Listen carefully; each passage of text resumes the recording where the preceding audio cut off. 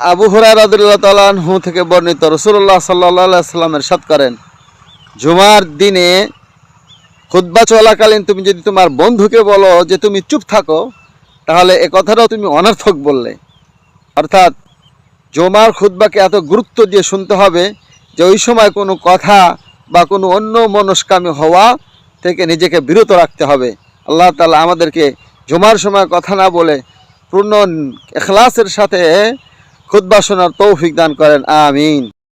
হুজুর সাল্লাল্লাহু আলাইহি ওয়াসাল্লাম মুহাজির সাহাবীদেরকে লক্ষ্য করে বললেন, পাঁচটি কাজ এমন রহিয়াছে, যদি তোমরা তা করো তাহলে পাঁচটি বড় ধরনের বিপদে তোমরা পতিত হইবে।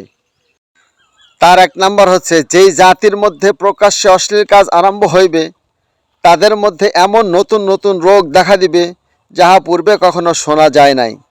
দুই নম্বর হচ্ছে, যাহারা ওজনে কম দিবে তাহাদের উপর দুর্ভিক্ষ ও দুঃখ কষ্ট এবং শাসকের জুলুম চাপাইয়া দেওয়া হইবে। তিন নম্বর হচ্ছে, যেই জাতি জাকাত বন্ধ করিয়া দিবে তাহাদের উপরে বৃষ্টি বন্ধ করিয়া দেওয়া হইবে।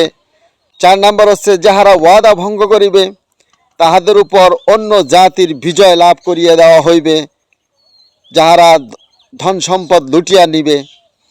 পাঁচ নম্বর হচ্ছে, যাহারা আল্লাহ তাআলার আইনের বিরুদ্ধে ফয়সালা করিবে তাহাদের মধ্যে গৃহযুদ্ধ শুরু করাইয়া দেওয়া হইবে। একটু লক্ষ্য করুন, এই হাদিসের কথাগুলি বর্তমান প্রেক্ষাপটের সাথে যথেষ্ট মিল দেখা যায়। আল্লাহ তাআলা আমাদেরকে এই কথাগুলো বুঝে আমল করার তৌফিক দান করেন। হযরত আব্দুল্লাহ ইবনে মাসউদ রাদিয়াল্লাহু তাআলা আনহু বলেন, আমাদেরকে নামাজ কায়েম করার এবং যাকাত আদায় করার হুকুম করা হইয়াছে। সুতরাং যে ব্যক্তি যাকাত আদায় করবে না তার নামাজ কবুল হবে না। অন্য এক হাদিসে বর্ণনা করা হয়েছে, আল্লাহ তাআলা ওই ব্যক্তির নামাজ কবুল করেন না যে যাকাত আদায় করে না। তাই আসুন আল্লাহ তাআলার এই হুমকি থেকে আমরা রক্ষা পাওয়ার জন্য আমাদের যাকাতকে যথাযথ আদায় করি। আল্লাহ তাআলা আমাদেরকে এই কথা বুঝে, হাদিস বুঝে আমল করার তৌফিক দান করেন। আজ জুমার দিন। আল্লাহ রাসূল সাল্লাল্লাহু আলাইহি সাল্লাম বলেন, জুমার দিনে একটা মুহূর্ত এমন আছে, যদি কোনো মুসলিম বান্দা ওই সময়টাতে কোনো নামাজরত অবস্থায় থাকে অথবা কোনো মুমিন যদি ওই সময় আল্লাহর কাছে কোনো কল্যাণ প্রার্থনা করে, আল্লাহ তাআলা অবশ্যই তাকে সেটা দান করবেন। সুবহানাল্লাহ। সেই মুহূর্তটা হাদিস অনুযায়ী বিশেষভাবে উল্লেখ করা হয় আসর থেকে মাগরিবের ভিতরের এক সময়টা। আল্লাহ তাআলা জুমার দিনে আসর থেকে মাগরিবের এই সময়টাকে আল্লাহর ইবাদত ও কল্যাণ কামনার মধ্যে কাটানোর তৌফিক দান করেন, আমিন। বুখারী শরীফ 1830 নম্বর হাদিসে আবু সাঈদ খুদরী রাদিয়াল্লাহু তাআলা আনহু থেকে বর্ণিত, রাসূলুল্লাহ সাল্লাল্লাহু আলাইহি সাল্লাম বলিয়াছেন, জুমার দিনে বালেগ পুরুষের জন্য গোসল করাটা ওয়াজিব।